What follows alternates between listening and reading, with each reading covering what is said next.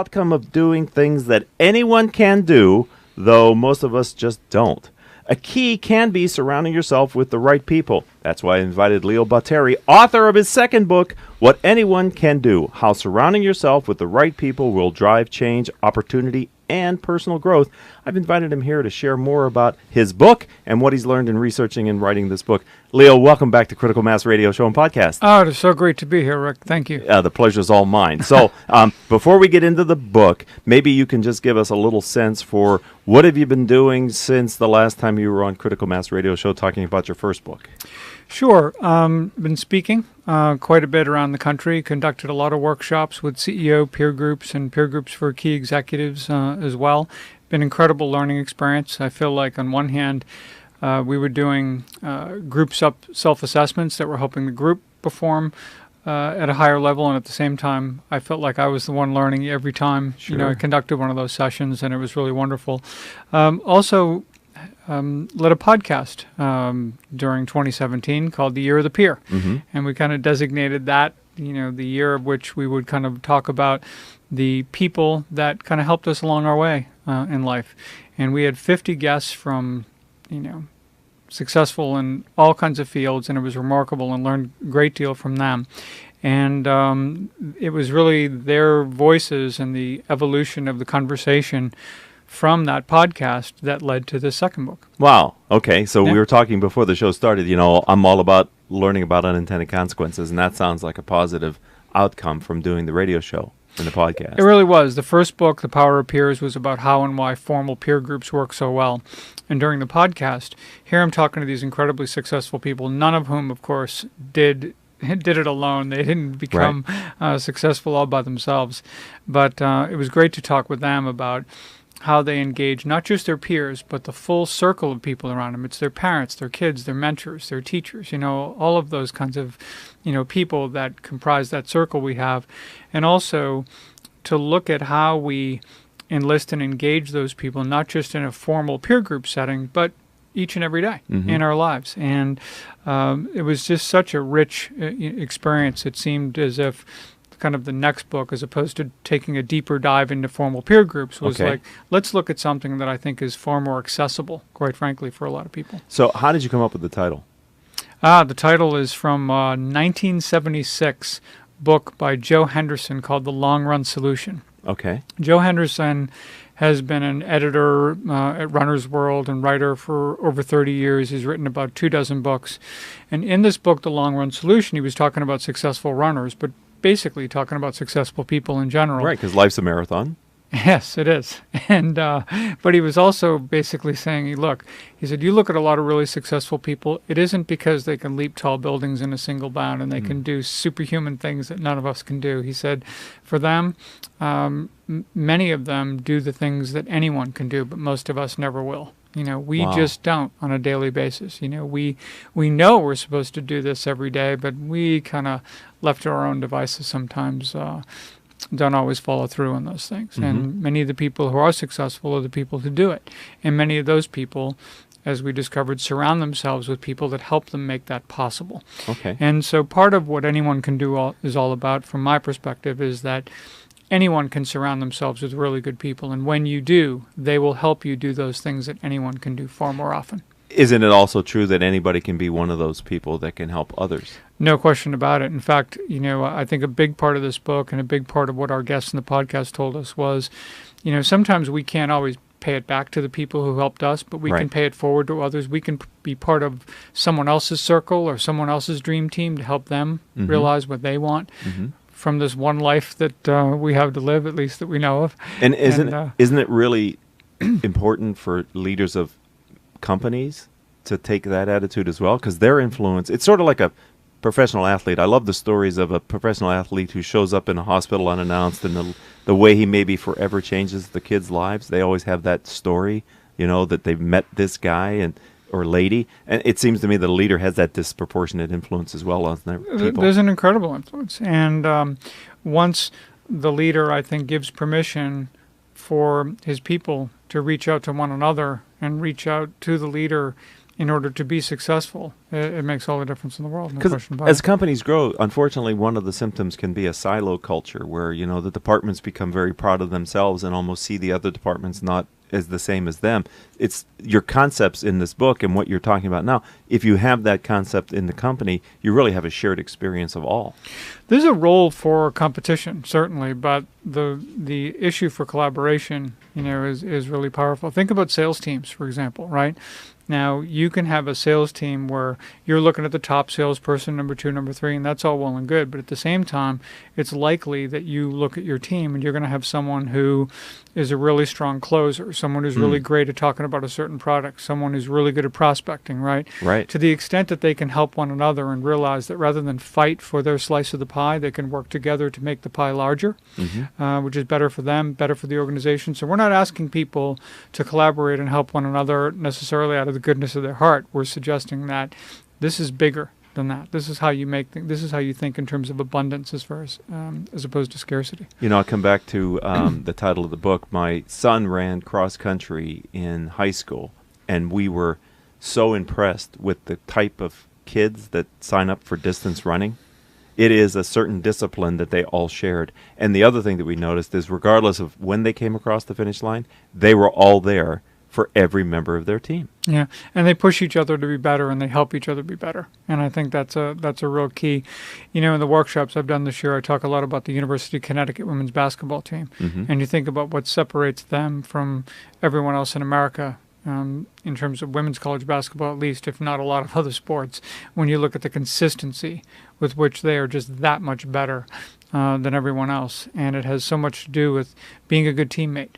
Is really when you think about the kind of players that Gino Auriemma recruits to his team. When he looks at a kid playing high school basketball, for example, he's looking at the kid who, when they get taken out for a couple minutes in the game, are they the kid that just throws a towel over their head and is waiting to be called back in? Right. Or are they a leader, even from the bench, and yelling stuff out to their players and encouraging them and doing that?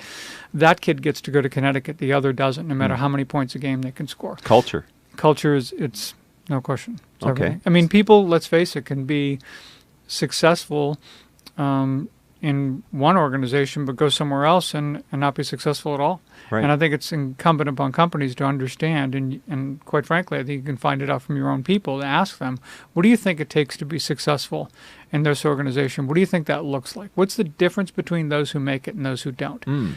And they'll give you a really good sense of that. If you're open to it. Yes. You have to be able to ask the question, want to ask the question, and want to hear the answer. Regardless, right. Because some of it may be difficult to hear. Yeah. Because the culture sometimes is heavily defined by the leadership. Yeah, exactly. And the rank and file have a hard time changing the culture if the leadership doesn't want to change. Who did you write this book for? I really, I think the more that I talk to the guests in the podcast, the more I realized that being our best self and realizing that we matter is really essential. One of my podcast guests from 2017 was Angela Myers, and she does a lot of work on mattering. And it's really kind of fascinating where I think, even CEOs have done peer groups with CEOs where, some CEOs will question whether their attendance is particularly important. They're paying the dues, they're doing whatever. If they can make it, they can make it. If they don't, they don't. And yet they don't realize that when you consider a group like that, it's like an ensemble. You start pulling instruments away and the music changes. And I think it's very much the same there. I had one CEO, for example, who, said to me, I'm just going to get there. When I get there, he makes, this eloquent speech about, how much he mattered in that meeting. And then, of course, I said, well, okay, I hear you. And then I went around to everyone in the room and I said, I want you to give me 30 seconds and tell me what's missing from the meeting when this guy doesn't show up. He was practically in tears after he heard everyone talking. And in fairness, I said to him, if I did that with everyone else in the room, it would have been the same reaction. We don't always understand. We're in that room for a reason, and we matter. And the moment we understand that we matter, our life matters, and that when we're our best self, we can be that much more helpful to others around us. That's powerful. When you think about, for companies today, helping people be their best selves as individuals so that they're in that position where, I write in the book that it's not unlike the airline safety instructions when they tell you to put the oxygen mask on yourself before attempting to help others. Right. There's a reason for that. We are better equipped to do that when we're breathing the air comfortably, and then we can calmly help more people more effectively. Mm-hmm. So do you feel this book builds on your first book, or does this book take a different approach to peers and peer learning and peer influence? I think both. I think on one hand it takes a bit of a different direction because we expand it in terms of the circle people and we take it largely outside of the formal space. However, we do talk a lot about the formal space as well, and I think there's a lot of this book that informs the last book. But again, I think this book, for many people who aren't part of a formal peer group but have experienced what the University of Scranton says, that 92% of people who, when they declare a New Year's resolution, fail at it, might want to read this book. 92%. Yes, and they might want to read this book and figure out why and how they cannot fail at it if they're truly interested in accomplishing what they want. And so the big idea behind the book is? I think it's the big idea is really at the end where we talk about engaging and having a people plan. You know, I mean, it isn't just, well, I'm just going to start involving people and that's that. I think you've got to have a strategy about it. And I think part of it is identifying that one person that you have in your life where you're willing to talk about what is it that I really want. Because having clarity on that is essential. Think about the fact that if I want to run a marathon versus the fact that I may want to learn a new language, I'm going to surround myself with different people to help me make that possible, right? So the greater clarity I have about what I want to do, surround myself with people to make that possible. So the people plan basically is prepare, plan, and play. You know, a little bit of alliteration there, but it's also this idea of I'm going to prepare by getting a clear sense of what I want to do. You know, I want to plan by using my dream team, right? Because I want to recruit people that can help me do what I want to do, to have them help me put together a specific plan and then be open to changing that plan, you know, as I go along. Make sure the plan is right for you, and make sure also that you are seeing things in terms of not just the big goal all the time, but looking at where the short-term wins are, the kinds of things that give me energy all along the way to do that. And then, you know, play becomes this issue of making sure that people realize that this isn't drudgery, you know, having to accomplish a goal, right? I mean, we can, you know, reach out to others. We can have fun with it. We can help others, you know, do what they're doing. And I think most of all, and I go back to all of the podcast guests we had, if you asked any one of them if they arrived, if they achieved success, success is a journey, it's not a destination. And I think the more that we are about, how do I just be committed to just getting better all the time, each and every day? And this is where this becomes, you know, ongoing. But, you know, not unlike what we talked about in The Power of Peers, where if you are more selective, strategic, and structured about how you engage the people around you, you can make some really special things happen. So a couple thoughts, Leo. Did you find that success requires a certain amount of vulnerability? No question about it. On the part of the individual? Sure. Just think about the initial conversation you might have with someone where you want to say to them, I want to change the world, and with the fear of having someone say, really? Right. Like, you? Exactly. Yeah, right. So you bet there's a lot of vulnerability. There's a lot of courage. But I also think with that comes a bit of generosity. I think when we do that, we also give permission for others, you know, to do the same. And I think it's really powerful when we are vulnerable in that regard. Well, you know, as you said that, the image I got was when a young child innocently says some dream they have to an adult or an authority figure, and unknowingly, or maybe knowingly, unfortunately, that authority figure just undermines their confidence completely. Yeah. And sometimes they carry that for a long time. You know, Angela Myers, in the work I'd mentioned that she does on, you know, mattering, basically says that up until about the age of 5, we're not taught limits. We're not taught, you know, they just think they can do anything. Right. They are taught that they can't. Wow. Yeah. And that's unfortunate. And it's by about age 8 where the kid raises his hand in school and asks a question, and the teacher says a little something that embarrasses the kid for asking the question to begin with. And I remember I did it when I was in elementary school. I asked a question when a teacher was making the claim that, you know, there's no possibility for life on other planets because there's not enough oxygen. And I'm like, what if there's some like little kid somewhere that can breathe nitrogen? And she looked at me like I was an idiot. And now I realize who the idiot was. Right. But in that moment, I was just wrecked. I mean, she just really gave me a bad time for what a stupid question that was at the time. And I certainly don't mean to. That is a story, and it's some stories that others shared actually in the podcast as well. However, I think obviously teachers do a pretty remarkable job. My wife's one. Helping build us up and help us realize our dreams as well. But I think it just gives us some caution as to words matter and they're powerful and they can be searing. In many respects, especially for all of us, let alone a young kid. So let's look at the other side of that coin. Words can be empowering. Having someone have faith in you, more faith than you have in yourself, because they believe you can. I'm sure we all have someone in our life, professionally or personally, who creates a better version of ourselves. We want to be that person that they see in us.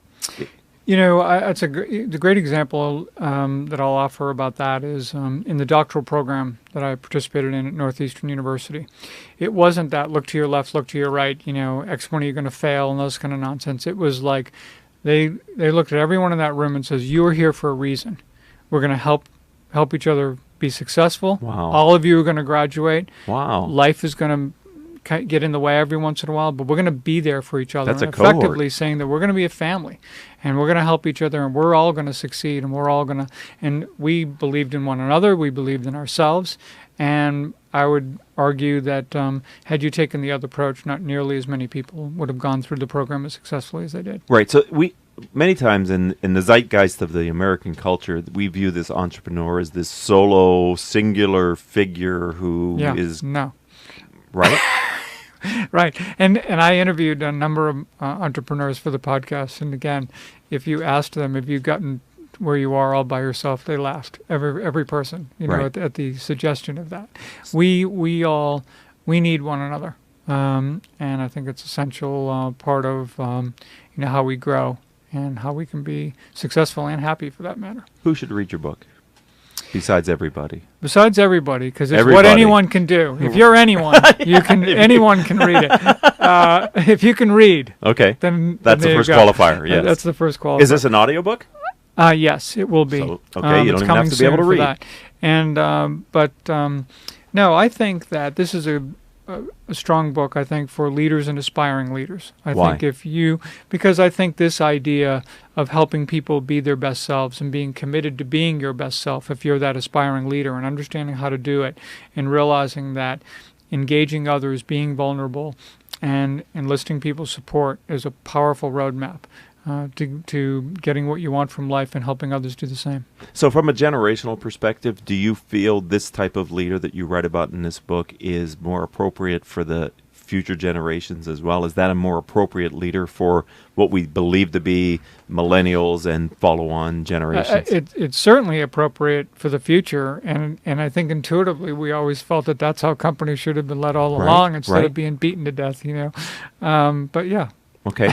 And did you find, or in your work, any difference between male leaders and female leaders in this area of looking for collaboration and building teams? No. Okay. But I'm not going to suggest that we took a deep dive into that either. Okay. But there certainly wasn't anything that presented itself in any way that was glaring in terms of... But emotional intelligence has got to be a strong element of what we're talking about here, no right? No question, yep. Because you've got to be self-aware to start with. Yes. And also understand your impact that you're having on people. Yeah, you've got to have the ability to reflect and be able to have honest conversations with others and really be able to engage in that kind of dialogue. People that are on sports teams, is this a book that you would Huge.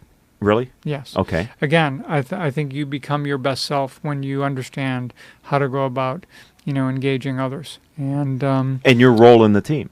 Yes.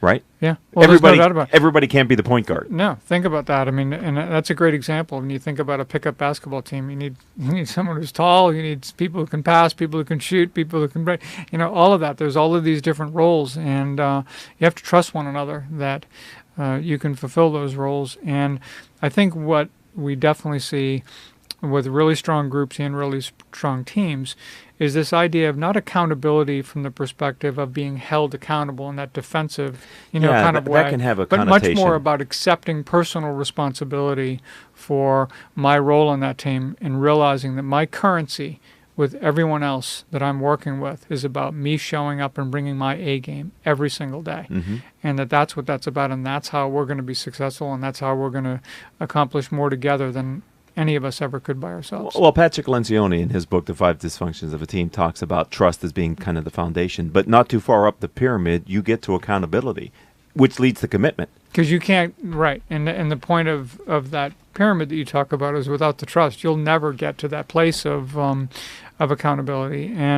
But I also think about it in terms of Pasi Sahlberg, who used to be the head of the school system in Finland, who basically says that in the Finnish language, there is no direct translation for the word accountability. He said accountability is what's left over when someone's sense of personal responsibility gives way. And I think it's kind of a fascinating way to think about it, and I think it's a more empowering way to think about us holding ourselves accountable and feeling personally responsible instead of feeling like, there's someone with, whips and chains, holding us, accountable for goals when we ourselves know. We know where we have to be. We're going to get there. We're accountable to our team members, and we're going to make that happen. Mm-hmm. So have you had experience, I know the book hasn't been out that long, but have you had experience with the IP that's in the book and helping leadership teams and organizations to kind of think through what you're talking about in the book? I think that the workshops that I spent a lot of time doing last year with peer groups around the country, I think tested, many of these things, which gave me a good feel for it. But I really see the next evolution of this is taking it out of the peer group space and looking at teams inside companies and how to take a lot of these principles and put them into teams. So the group, we define the difference between a group and a team. Obviously, as a group are people who come together to help one another accomplish their individual goals, where a team is there to achieve a collective goal. Okay. And so I'm looking forward in 2019 to be working with a lot of companies and getting them involved in helping their people and helping their teams become their very best. I'd like to introduce you to an organization here in Orange County that's run by one of the co-founders of Tilly's, the clothing company, because they're doing things in high school to help students understand they control their own destiny. They're not a victim of their circumstances. Right. They're empowered. I think what you're talking about here, there's a lot of overlap there. So if you don't mind, I'd like to make an introduction. I would be very because I could see this being powerful in school too, right? Absolutely. Not just in business. Right. Because there are all kinds of self-formed teams and groups that exist in school. Because they're anyone. Right. And school sometimes can have the hardest, groups to break into and to be collaborative. Exactly. So if someone would like to buy your book, What Anyone Can Do, for those of you that are watching us either live on the video feed or later on YouTube, hopefully you can see the book. The glare's a little bit strong, I can see, but it's a very beautifully designed. Ryan Foland did the illustrations, by the way, and he was Orange amazing. County boy. Yeah, Ryan Foland did an awesome job. Well, that is with the great. illustrations. Yeah, he's great. He Shout and out I, to of course, lived an hour from each other, but we met in Portugal. So it was the funniest thing. And now we're good friends. He's a great guy, very talented guy, great speaker. Yes. And also a wonderful cartoonist, as you'll find out. So what is the purpose of the Rubik's Cube? Or the cube that's on the cover? I think it just represents kind of the challenges that we have in our life. Mm-hmm. Yeah. Figuring it out. Yeah. Getting the puzzle to work. You bet. How will people find this book? Where should they go? Amazon, Barnes & Noble, leobottary.com, C-Suite, Network, Bookstore, you name it, you can find it. This is a beautiful. Congratulations on your second book. I'm sure you're probably thinking about where do you take the brand next. And thank you for making a positive difference for so many people with the work that you do and the message you deliver. Well, thank you. You need to say that, but thank you back. I really consider you a friend and watched your career, and as you've been doing this as a thought leader, this is awesome. And I'm glad there's been such a positive response to everything that you're doing. Wonderful. Well, thank you for having me today. Oh, thanks for being a friend of the program and a part of the Critical Mass community, my friend. You bet. All right. Don't rush, but hurry and get a copy of your book. This might be a great holiday gift for that busy business leader who might have some time over the holidays to come back a little bit of a changed person, possibly in a positive way for your organization. So thank you, Leo. Thank you, Paul, for being a great engineer for today's show, and the three producers without whom we could not do this show, Joan Park, Crystal Nunley, and Haley Stern. If you'd like to connect with me, let's start on LinkedIn. I'm Richard Franzi, Franzi. And until our next show, I hope all of your business decisions will move your company in a positive direction.